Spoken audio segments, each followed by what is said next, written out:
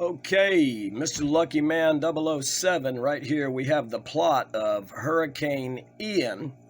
Unless it changes, I live right here. This is my location.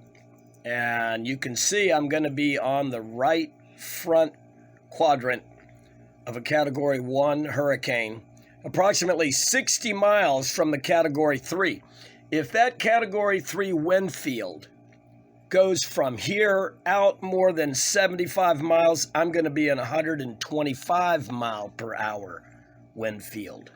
And then it'll go down to 85 and then right over top of us. So it's coming right at us. We're in the direct line.